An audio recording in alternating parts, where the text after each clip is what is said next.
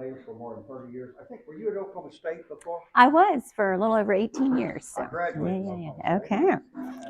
And I say before, one of the great Harvard institutions that they went. Although I did spend a year somewhere else. Okay, and you served on numerous state, regional, national, international work groups. And you've been in your new position now for how long? Since October of 23. Okay, October 23. Good. Well, you're a veteran now, and it's so good for you to be here with us. And so she'll do a presentation, and then we'll have some questions and answers after that. Thank you again.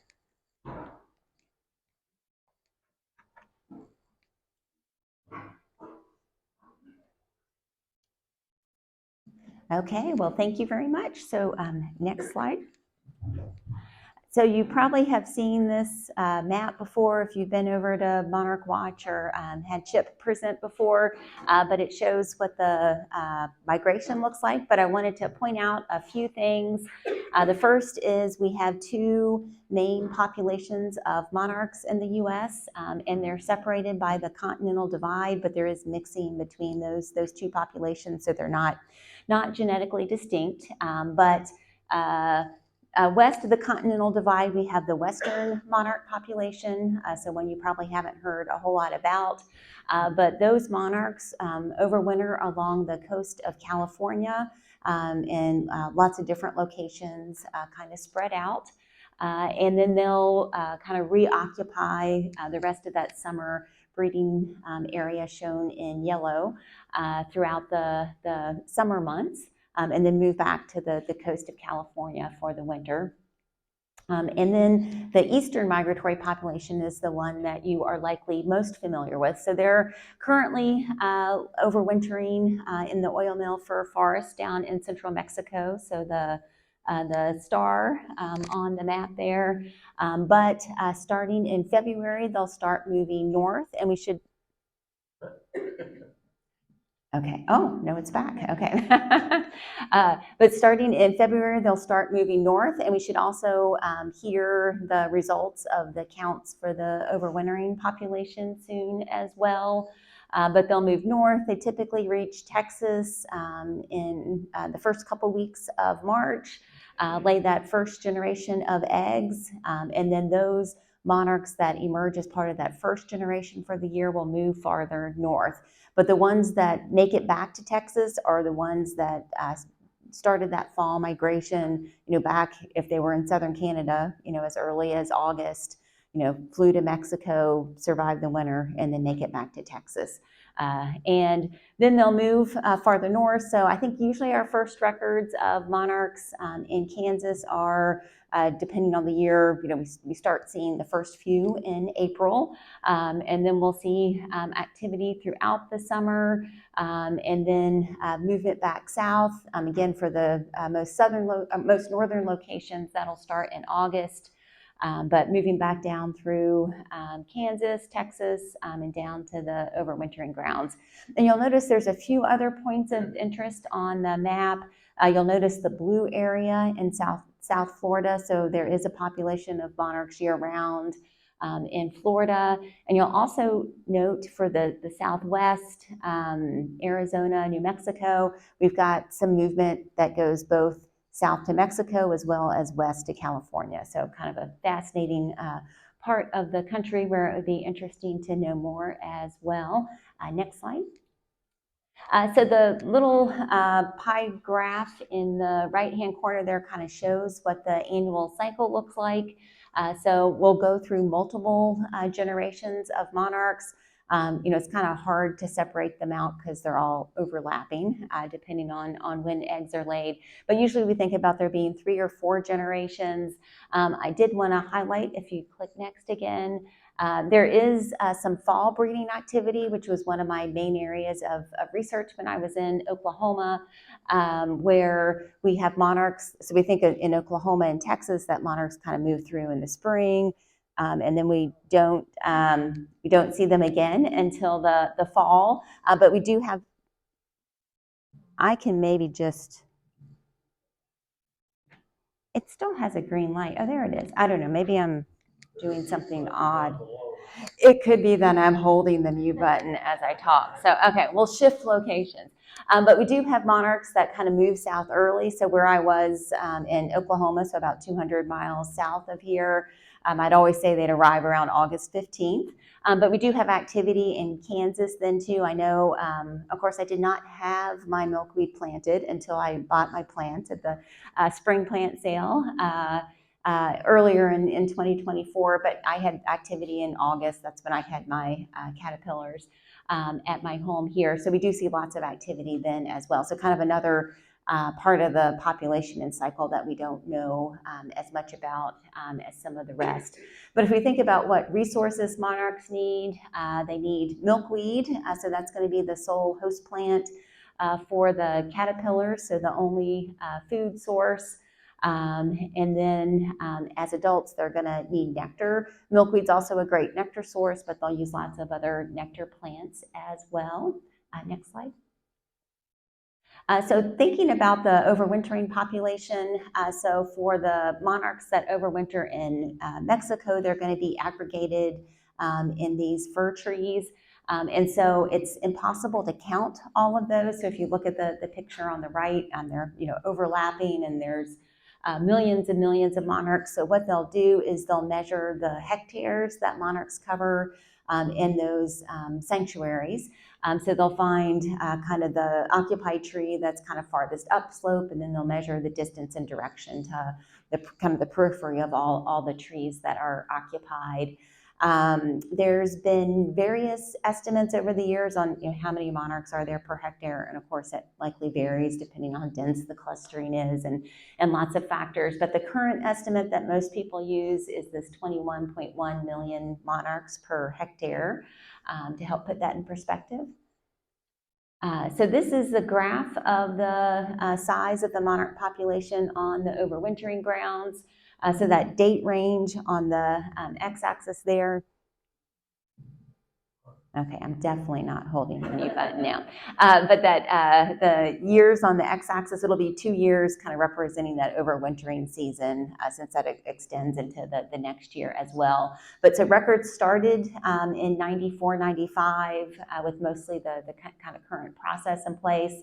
And extend through this year. So if we look at that graph, you can see that there's been a downward trend in the size of the population. There is lots of fluctuation, and that kind of reflects the nature of insect populations in general. Many insects take that strategy of they lay a bunch of eggs and few are going to make it. So if you think about a female monarch, she can lay a few hundred eggs in her lifetime. But out of every 100, we say maybe a handful will make it. So so probably less than 10, but probably much less than 10 in many cases. But so in good years they can rapidly increase in population size. So the lowest population size is over here, this 0.67 that was in 2013-14.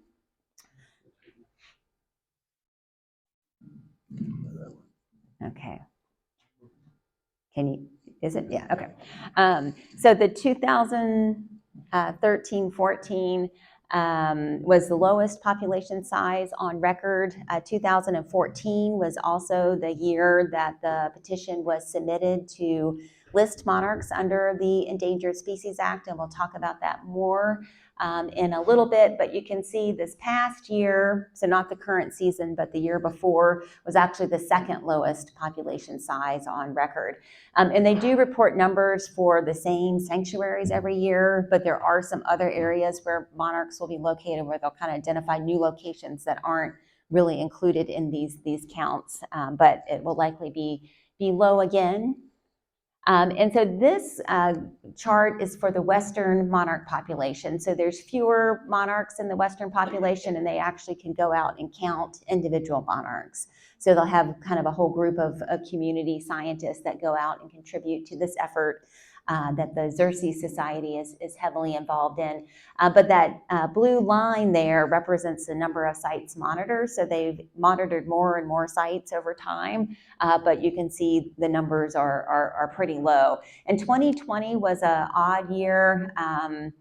So very low numbers of overwintering monarchs, but they were obviously somewhere because the population wouldn't have been able to increase as much as you see for 2021 if it was truly as low as shown on the graph, right? So I think one of the thoughts is, given kind of warm temperatures and whatnot, they may have been breeding and occurring in other areas compared to the normal locations, but very low numbers.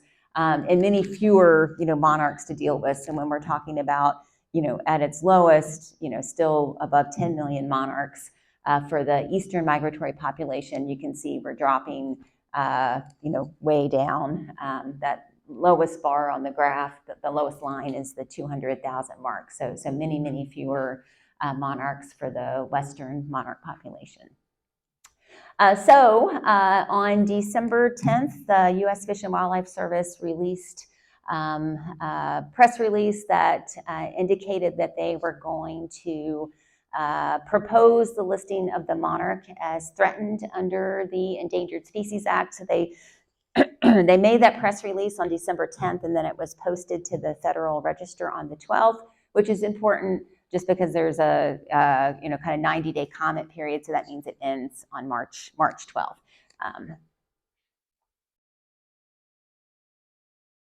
So this is kind of an outline of what that process looks like, and it's kind of interesting. I had people ask, so why did it fail in August 2014? Well, it didn't. It just took that long to get through the process. So if you look, the petition was received in August of 2014, and you can see kind of based on the timeline, they think everything's going to go through the process really quickly. So the 90-day period was mostly kind of met, where they identified that it was worth, continuing to evaluate. So that was that 90-day finding in December of 2014.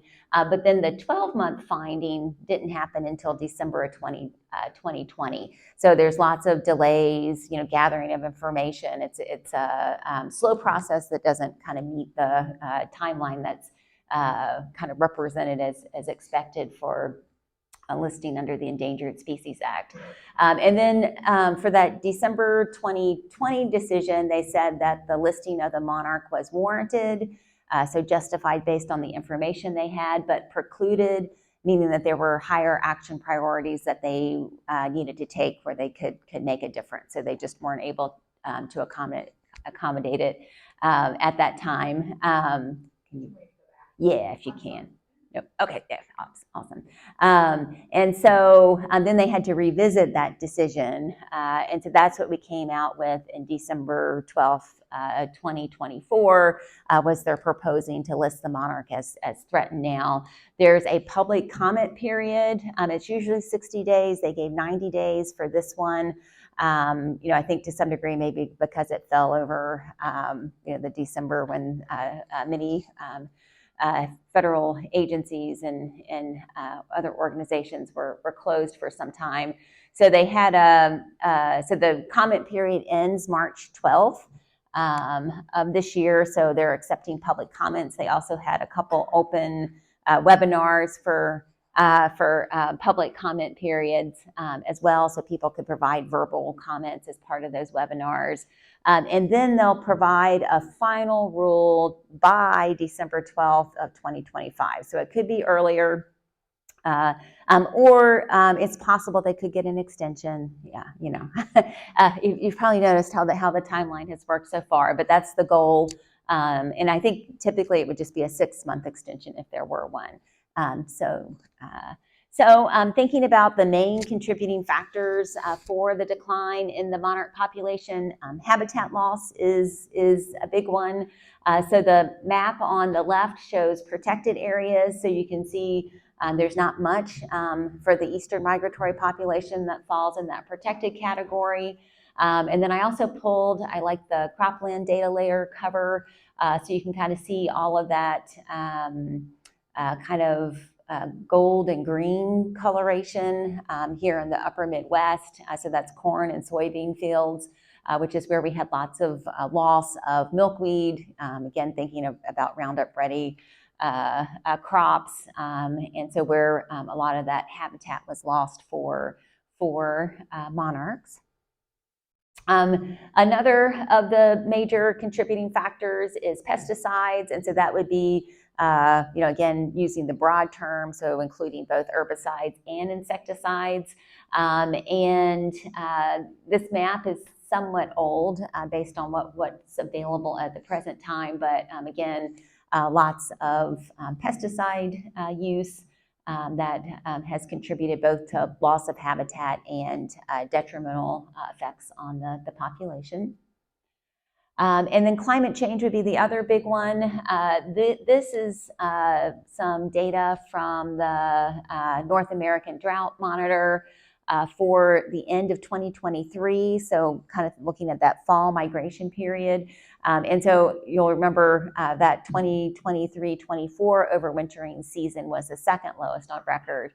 And so some of the thought process for reasons for that low overwintering population size last year is the drought conditions. And so in particular, if you look at September 30th, when you would have expected, monarchs to be, kind of more in the Oklahoma, Texas area, you can see all of that kind of red, dark colors representing extreme drought. And then they're going to overwinter kind of down here, so you can see, it extended, most of the way, all the way to the overwintering sanctuaries. And so, other years where we've had drought, at least maybe conditions were better for part of that region. So maybe they could kind of make up some of that loss of nectarine habitat in some areas of Mexico. But here it was so extensive that the thought is that there was likely a lot of loss during the migration, because usually we think, oh, they'll find something for nectar, right? But this was pretty extensive. And so I thought I would just throw in a little research as well, since it relates to climate. So I have some incubators in my lab, which I'm very excited about. I was actually just over there this morning collecting data. But I've got kind of two set up.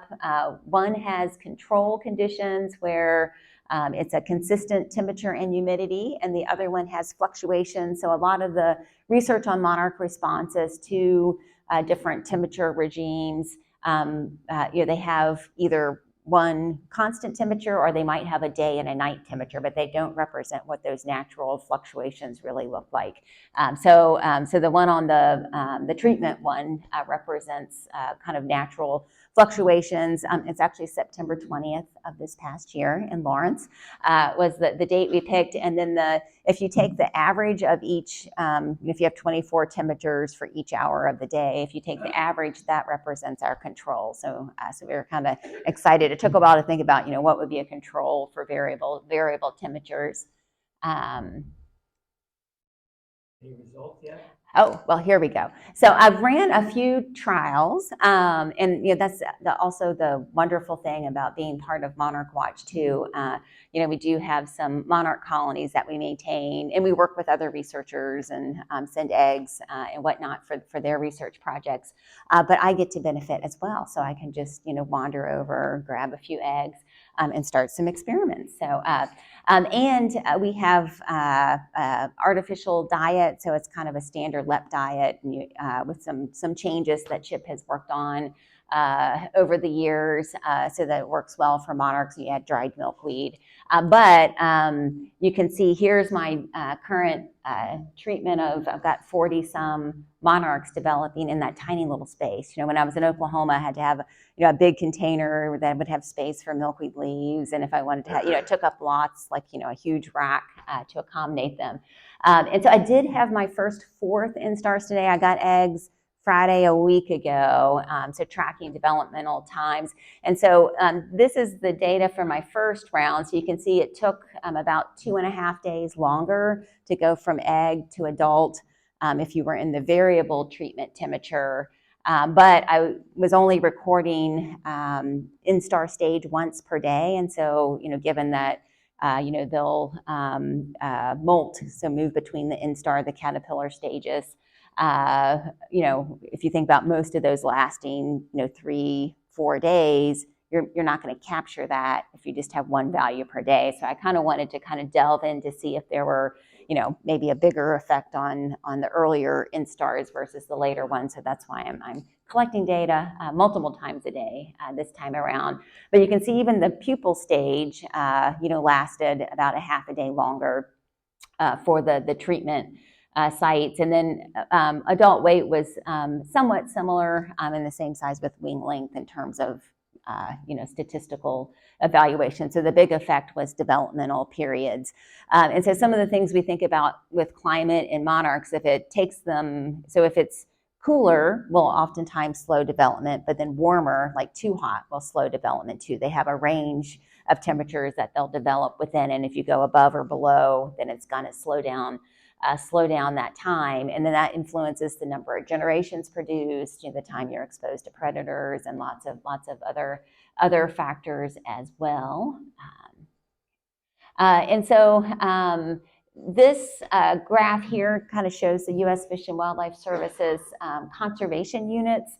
So the dark purple where we are is kind of considered the main production area for monarchs. Depending on the year, other regions of the country can be more or less important as well. And then that lighter purple, kind of that south central region, that's really important, especially in the spring. And so I wanted to talk a little bit about some of our tagging data.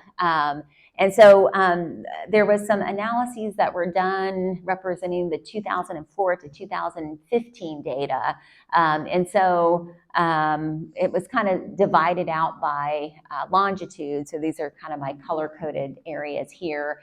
So you can see the darker green area represents where we've got a greater amount of tagging activity, but then also many more that are recovered on the overwintering ground. So if you're familiar with Monarch Watch's tagging program, that was the start of Monarch Watch. So in 1992, Monarch Watch started with the tagging program.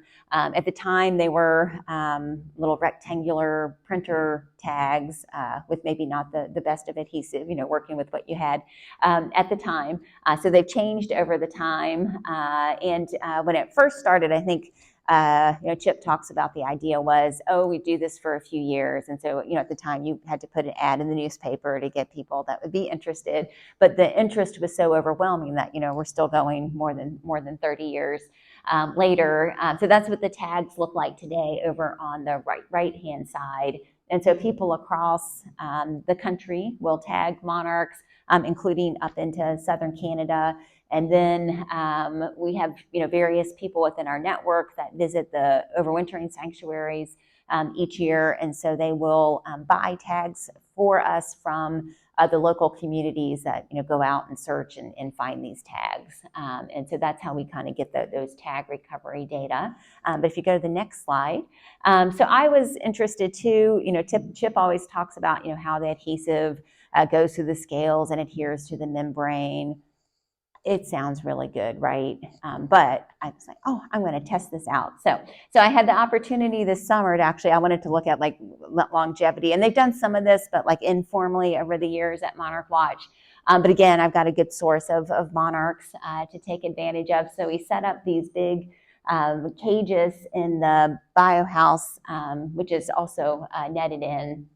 And I had one cage that was males, one that was females. So I decided to kind of eliminate that, wear and tear that one would get from mating activity. And then I had a half that were tagged and half that were untagged. We put some nectar dishes in there with I think 18% sugar solution, and then kind of kept these going. And so I would go check every day and see, were there any mortalities, kind of what that looked like. And if we go to the next slide, you can see the results. So you can see it was more or less, they lived about the same amount of time. So the green bar was no tag, the orange bar was tagged. So really no difference in survival between tagged and untagged monarchs. And then just a couple interesting points. So I lost 3 out of the 266 tags, and I applied them all. So kind of consistent in terms of user application. But you can see the monarch in the upper left corner there. You can see the round circle where there was a tag. So I lost 3 tags, which is less than 1%, and those were all in the male cage. And males will they don't really discriminate, so they'll try to mate with each other. So they have more activity probably in those cages. So it was interesting. Those 3 tags that were lost were all in the male cage. And then the one on the upper right, you can see that literally, as they age, they lose a lot of their scales. So you can see that the wings are mostly see-through, but you can actually read that tag through the backside of the wing. So so it truly adheres to the membrane, and even when scales are lost, that tag is still on there. So I will say they have staying power. And then I just added a few more. I guess this one in the middle on the left was the last remaining male, if you wanted to see what that one looked like. I did get a little tired of going and checking when I was down to just a couple. And then that's the last remaining female in the middle on the right. And if you aren't familiar, males have this little pouch on their hind wings. It's easier to see when their wings are spread. And so you can easily tell males and females apart. And then I thought this was interesting, when we had rain events, you could see the water droplets on the wings. The scales repel water, but it was kind of a nice demo of their water repellency capabilities. So next slide. So back to this proposed rule to list the monarchs as threatened under the Endangered Species Act. So if you were to list the monarch as endangered, there'd be a set of specific prohibitions that would be kind of standard for any species that is listed as endangered. For the threatened designation, they add this 4D rule that provides provisions that are kind of more specific to the monarch, with the idea that they can kind of tailor those specifically to what the needs of a species are. So next slide. So the needs that they focused on in the proposed rule was to increase the availability of milkweed and nectar plants, to protect and enhance overwintering habitat. And of course, that's referring to coastal California. Obviously we have no jurisdiction over the overwintering grounds in Mexico. Reduce the negative impacts of pesticides, and then also maintain public support for monarch conservation. Next. So I put a bunch of words on here. I try not to use many words, but in case you were really interested in the proposed rule, I wanted to make sure to provide all the information possible. So the exemptions that they were providing, they were allowing, and again, all this is proposed. Nothing has gone into effect or would not until there's a final rule, and then there'd be a 30-day waiting period. So activities may continue that do not result in conversion of native or naturalized grassland, shrubland, or forested habitat.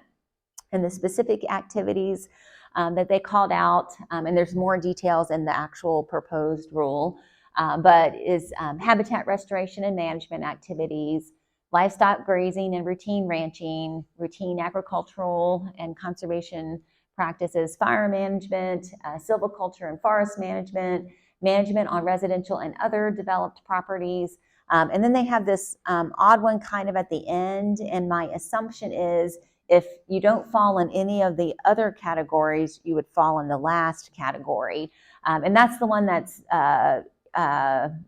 is probably the most restrictive, at least from my perspective. And so that's vegetation management activities, could continue when monarchs are not present. And so, then you start thinking about, so who doesn't fall in those above categories? Because just thinking about, what we do, we recommend if you're going to plant common milkweed, right, you plant it somewhere where you don't mind mowing around it. If it gets well established, it's going to spread. And I think a lot of our favorite nectar plants also tend to be quite on the weedy side. So, thinking about if it's an area that does need to have, more routine maintenance, for various reasons, that could be a challenge. It might change what some of our current recommendations look like.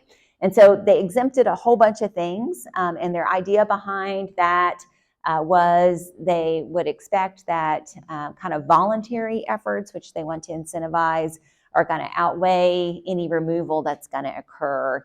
And they also, I guess based on previous experiences, didn't want people to, remove milkweed from their property. So kind of to reduce that fear of regulation. So the idea would be, they can get more happening by providing exemptions than they could if they were really, really restrictive. So that was the idea behind that one. And so for Monarch Watch, we have several programs that focus on increasing habitat availability. So as of January 3rd, we had 49,311 Monarch way stations registered, and that's since 2005. So we are going to have our 20-year anniversary for the Monarch way station program this year. The actual date, although it's just what date it was actually registered, the garden existed before then, is April 21st. So I'm not sure what we're doing, but we're doing something on and around that.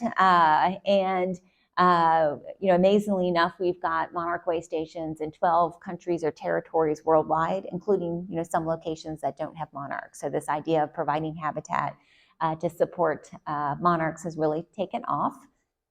And I put our new postcard that we developed this past year that focuses on Monarch way stations. So we had this quadrifold brochure that kind of made the case for why should you create habitat for monarchs that was developed early on in the program. But it seems like a lot of times nowadays you don't really have to make the case so much as people just want to know, what do I need to do, right? So I think we've moved away from people needing to be convinced that they need to provide habitat to more people just wanting to know, what do I need to do to accomplish this? So we, kind of simplified our detailed guidelines to make it work on a postcard, but ideally 100 square feet or more, sunny. Most of our good nectar and milkweed plants do like sunny locations, good drainage, dense plants, but not overcrowded. That would also provide some shelter as well. Nectar plants that are going to kind of bloom throughout that entire growing season, so that way you've got plants blooming in the spring through to the fall. And if we think about the fall migration for monarchs, it shifts from year to year depending on what conditions are. We've had a lot of late migrations in recent years because they don't, won't be moving when temperatures are too warm. So you might have something that blooms really late, and maybe you don't see much use of it in most years, but there could be that one year where it's what's there and what they're using. So yes. You also look at herbicides, effective herbicides on this. There are some findings that are very recent, fairly recent, that are shown to be extremely strong in killing a number of plants that are popular for just getting those products, but I don't know what they would do to monarch butterflies. Yeah, and then even thinking about what's transferred to nectar, depending on if you're looking at the milkweed as a host plant, where you have to worry about the leaf tissue or the floral resources. There's some research on that as well. But yeah, so then thinking about how to manage your habitat, not using insecticides. And there are people that if you've got, you might have volunteers coming up. So milkweed or nectar plants, and I know I have colleagues that will share plants, which is always nice. So that's a good option if you need to maintain things. And I will say, I took a different approach here in Kansas from my home in Oklahoma. So I had a really big way station in my front yard in Oklahoma, but again, it's the front yard. And I do like some of the, like, for example, I really like compass plant. Is anybody familiar? Okay, so compass plant, I love the leaves. They have these really cool jagged leaves, and then it shoots up this really tall stalk. taller than me, and then it'll have yellow flowers. But, it's maybe not the best choice for your front yard. I mean, I just, so in retrospect, maybe I could have picked something different, and again, a lot of our nectar plants too that are going to bloom in the fall, they're going to be green and weedy looking throughout much of the year. So kind of thinking about what you put where. So I've got a nice raised bed that I think the previous owners used for a vegetable garden. That in the back, so that's where I've got, I'm just going crazy with whatever I do. I figure it's in the back, it's okay.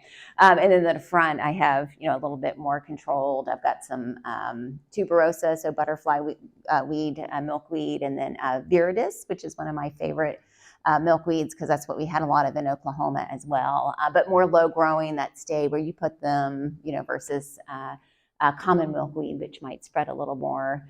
And we're actually looking, I think maybe it's our way station application that we're looking at kind of updating some of those recommendations. I think we mentioned like clean up in the fall. And of course, a lot of our good nectar plants also have those nice pithy plant stems that some of our twig nesting bees will use. So you don't really want to clean up. You can selectively leave some of those. But the challenge is too, they would use them the next year, and then you'd have, the bee nest, and then the next year that you would then want to overwinter. So you actually have to leave them through 2 winters to accomplish that as habitat. But yeah, so we're kind of updating some of those recommendations as well. And I'll be excited. I got to have some input into the spring plant sale plant list last year. So I'm thinking about, too, what do I want and that we can put on that list for our plant sale. And then we also have some free milkweed programs, which it sounds like you took advantage of a while back. So we do our milkweed programs by ecoregion. So as shown here, and we have people who will go out and collect milkweed seed and send it to us from particular locations. So then we've got some partnerships with nurseries, so they'll grow out those seeds, and then we'll distribute them back to the ecoregion that they came from. And so we've got the milkweed market where you can go and order milkweed. And then we have our 2 free milkweed programs. If you're interested in the restoration program, I think it's getting close to closing. So it kind of, we process applications as they come in because people like to know so they can plan. But that one's 2 acres or more. Not a manicured area, meant to be a natural area. And then wanting to make sure you got nectar resources available for that. I think we still got quite a bit of space for the free milkweeds for schools and educational nonprofits. So if you know of anyone interested in that area as well, please go ahead and apply. And we've been doing these programs for quite a few years, and the interest and demand is still there. So that's great. And so shifting to the next identified need, which is protect and enhance overwintering habitat, not as relevant to us here in Kansas, but they did identify some critical habitat areas, mainly related to overwintering sites in California. So you can see what some of those units are. And I put a little information about critical habitat. Again, the only critical habitat they identified is related to overwintering sites in California. But that critical habitat only affects federal agency action. So so unless you have federal funding or need a permit or or it's federal land, would you be under some of these restrictions? And so identified need number 3, reduce the negative impacts of pesticides. So this one they provided information about the impact of pesticides on monarchs, but they didn't really put much in there about what they're actually proposing. So instead they're asking for comments and feedbacks and suggestions. So I think the challenge there is they've got to come up with a final rule, and so we won't see what they have in writing until then. So that makes, I always like to see things and get to provide comments from the perspective of what's written. So it's a little challenging that there's they're asking for suggestions on what to develop as content. But that's one of the areas that they are asking for public comments on in particular. And then the identified need number 4, maintain public support for monarch conservation. So they did include some exemptions, proposed exemptions to kind of support those people interactions with monarchs. So they included an exemption for small scale collection, possession, captive rearing, and release of monarchs. And they said small scale is 250 or fewer. And then they applied that same 250 number to research and education. So I would be about done for the year, maybe. Anyway, for research soon here, if that 250 limit were to stay. Of course, you could get a permit. We don't necessarily know what that permitting process would look like, things like that. So it's possible, you can go above that 200 or fewer number, but we don't know what that would look like yet or not. And ideally, from my perspective, we would provide some more exemptions, right? So, to allow research to continue. And I think a lot of the wording in the proposed rule is once you start looking at the details, there's lots that's left up for interpretation. So I'm a little unclear if a monarch is a monarch or if it really applies to just ones you're bringing in from the outside. That would affect, whether, because you wouldn't be able to maintain a colony at all for research or education purposes, like we do at Monarch Watch. If it were, every monarch is a monarch, not just ones you're bringing in from the outside, right? Because, if an individual monarch lays a few hundred eggs, that kind of clues you in on not being able to maintain a colony. So lots of interesting thoughts from that perspective as well, in terms of what that might look like. And there are lots of organizations and groups. I don't know of a good way to truly quantify this. I went to the Monarch Joint Venture website and pulled their diagram of a lot of the organizations they collaborate with.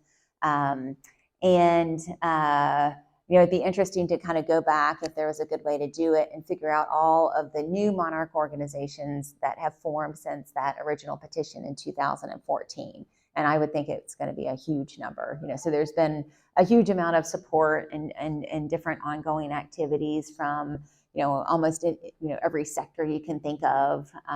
There's lots of different groups. There's a Rights of Way as Habitat working group, that focuses a lot on rights of way, whether it's roadsides or power lines and things like that. There's a Farmers for Monarchs group. Again, so all of these groups thinking about how to kind of balance their activities with the needs of the monarch and how can they contribute. And I think monarchs are a great connector of people of all ages.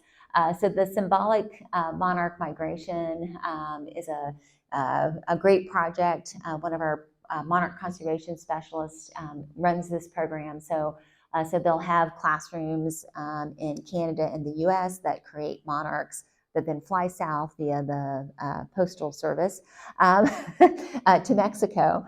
And then they'll come north in the spring. So again, kind of connecting to education and students and making this connection across countries. But lots of excitement from classrooms for these activities. And then the Monarch Joint Venture also has this cool handout on different community science projects you can participate in. And I kind of like the handout. It's got, kind of what life stage does it involve? How long does it take? So you can kind of, kind of what time commitment and how to contribute. So it's, again, I think for monarchs, there's something for everybody. So that's the other nice thing. And so this one, Journey North, I think this is, if there's one thing you can do, it takes, maybe a couple minutes. If you were already have it all, the whole system figured out, it could probably take you seconds. So this is Journey North collects first sightings. So it would be your sighting of your first adult monarch in the spring, your sighting of your first monarch egg. They also do like when your milkweed plant emerges. So when I was in Oklahoma, I had this roadside near my house that I stopped by every year and got my first milkweed, which I never would have recorded. And oftentimes I think it was probably the exact same plant. But it's kind of cool. So I've actually have this history of, and sometimes I didn't catch it right at the time, but there were years where I actually went back and took a picture every day for a couple weeks, so that way I can kind of track backwards. Okay, this one was a little late, but I must have missed it by about 3 days. But this one, so ideally you have a picture, but then you submit your first sighting. They also have some sightings you can submit in the fall. So that would be like roost. So if you see aggregations of monarchs, they also have peak migration, which I think is challenging because you only know it's the peak after the fact. I'm not sure it captures the peak so much, but we use it a ton. It's one of our best sources for information on knowing, how the population's doing in the spring. So we pay a lot of attention to this as scientists as well. And again, kind of minimal time commitment. And then iNaturalist is not on the MJD's list, but it's really cool for looking at milkweed observations and milkweed phenology. So I had given a presentation in Texas and pulled up one of the main milkweeds in Texas, Zizotes. And you can see the graph on the far right corner there. It really gives you a good idea based on observations, kind of what the phenology of that species looks like. And then, of course, we have to promote the Monarch Watch tagging program. And Andine comes and takes photos at all of our events every year. But if you click again, and then one more time, I just love that sequence of photos. So there are individual photos, and they actually were separated by maybe, I don't know, a few others. But yeah, the whole tagging process. Although it would have been nice if the monarch was actually in the one where you could tell they had released it. This past tagging event in this past September, it was rainy and overcast, and we still had 300 and some people show up. So so it's kind of amazing. The number of peer-reviewed publications that have come based on community science efforts is huge. So lots of work's been done to actually incorporate all this community science data into peer-reviewed publications. So has contributed a ton to what we know about monarchs. It just wouldn't be possible, if you just got a few individual, researchers doing things at a few locations.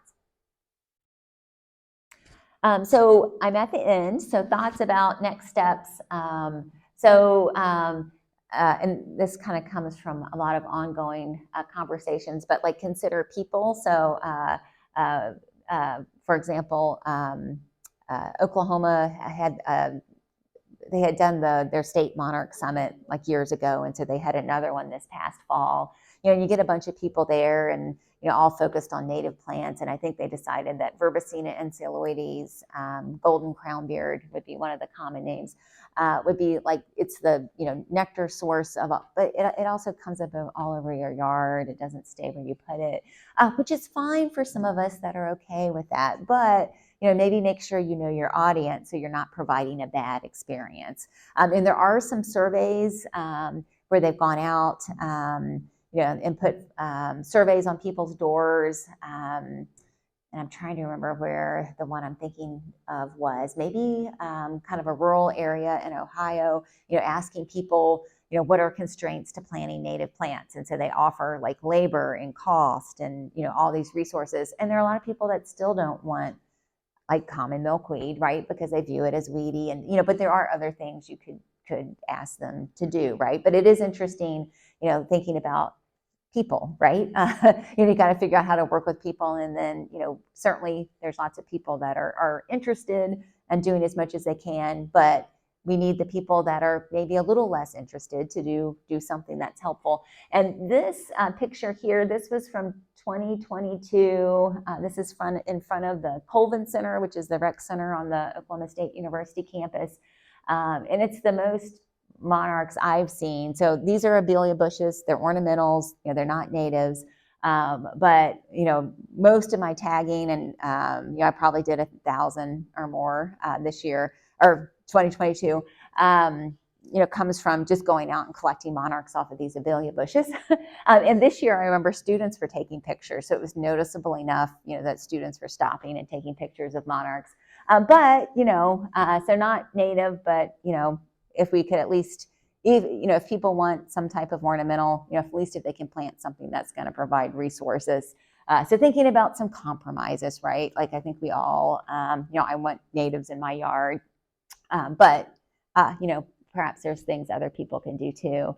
And adding in other concerns, interests, needs, etc.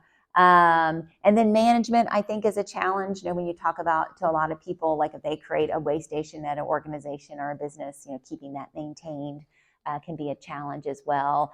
And I think one of the big things that comes to mind is, we've come up with all these plant lists and seed lists, but in reality, we don't really want to do the exact same thing at all these locations, right? And that applies to management too. So like if you think about the advantages of patch burning, where you're burning, like a small part every spring and every summer, so you've got all these fire return intervals.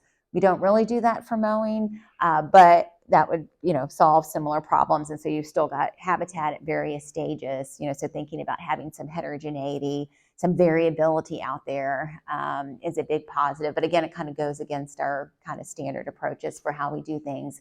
So even if you couldn't do that, within a property, if you could do it like kind of across, neighbors or, there might be ways so it's efficient for each individual person, but collectively, there's those advantages. And then I think the biggest thing, our thought process that I had when going through that proposed 4D rule, associated with that threatened status for monarchs, is what in here is going to make a difference, right? There's already a lot of activities going on. What in here is going to actually add something new versus just maintain those? And I'm not sure what that is. I don't have an answer for that. And that might be, and I wanted to make sure to invite you to all of our upcoming events. So I believe I got all of my dates updated, but May 10th will be our spring open house and plant sale. Then we do the fall open house September 13th and the tagging event the next weekend after that. And I think that's the last slide. So. And if anybody wants, I've got a few more of those little booklets that do the natural history of monarchs, and we did get them reprinted, mainly just the graph of the population size is, I guess, from 2017, so we provide some information on like where you can find current numbers. And then we've also got the new postcards that we developed for monarch way stations. So. I would ask you, do you think that there would be, or has there been an attempt to collaborate with the county's open space program? I do not know, and I'm not familiar with that program. You're aware of the open space No, program? I'm not. No, I still have lots to learn about Kansas. KU gets pretty insulated, I realize. In fact, the open space program is opening up and for people to discover where there's prairie and also areas where they can restore. So to me, there might be a good collaboration. Now, I don't know if the monarch station here wants to extend itself to a political entity for cooperation or not. It's a good question, and I do think college campuses are a good resource as well. And even thinking about, I haven't tried this one yet, but even thinking about like having demo plots, like so if you want to have some areas where you just mow every other week or every third week. I mean, we got space over on West Campus, and they have marked off some areas, I think by trees where they're mowing less. But yeah, sorry. But I think, that'd be a great resource so people could see what they would get from doing something different and, give people a good idea of what they want to do. But yes. If they start arriving in April, do they immediately start laying? They start laying eggs, as soon as they arrive. So a lot of the mating will happen on the overwintering grounds before they return. And so, they'll hit Texas in March and lay eggs. And they'll make it up. It depends on the year, how far north they'll make it. But then a lot of times it might be that the adults produced from those eggs will be ones, they'll be moving up farther north as well. So when would be the last time in the summer or fall that we would see eggs here? Well, there's always late activity, right? Because you are either reproductively active or you're in that migratory diapause mode. So you can't you could switch from diapause to reproductive activity, but you can't really go back. And reproduction is really expensive, right? So the ones in the summer will live 2 to 6 weeks, but those that overwinter can live up to 9 months, right? Depending on where they start at. So you'll, and I think everybody's always concerned about late activity, but I think just monarchs are going to keep laying eggs until they die, even if they're not going to make it. So so those that you would see like in August and September, a lot of that activity, if they're later in stars in September and then early September and entering their chrysalis, and they could emerge in time to make it. But it varies from year to year. A lot of it just depends on what conditions are. But you would see some activity, potentially, kind of that last generation being laid. You might see eggs and caterpillars, August, September as well. It just seems sometimes it would be too late for them to make their migration. And there will always be late ones, yes. So, but maybe a bet hedging just in case there's years where maybe a few of those can make it farther. So. Yeah, I was wondering about the overwintering place. I know that it's a pretty small area and there's been protection for that area. And I was wondering, is climate change shifting that? Is there any indications that it's moving around, or what is that going to do for the protection area? Good questions. And of course, there are lots of concerns about those overwintering sites. I think they're more opened up than they used to be. Beetle damage, other things. So the climatic, the microhabitat, microclimate in those areas is probably changing. And they are, having seen monarchs that are, kind of located in areas outside those sanctuaries. But yes, that is a concern because those conditions are changing as well. Another concern is monarchs staying along the southeast, right? And so this year there may have been some freezes that just recently with snow and whatnot. That might eliminate some of those, but we do see that activity. We don't like it because we want to maintain that migration, but ultimately that is actually a form of resilience, right? To be able to accommodate those changing conditions. But yeah, I think across the board, even thinking about optimal conditions for different parts of the breeding range, it's all shifting some. So it seems like there's a lot of potential for expanding that area if it needs to be a transportation or. Well, I mean that it's such a lengthy. Even thinking about the coast of California, right, where they're losing areas, and like, and then I think eucalyptus trees are maybe non-native, but one that they will use. But yeah, so that's a challenge too because it's the time frame is lengthy for being able to provide overwintering habitat. So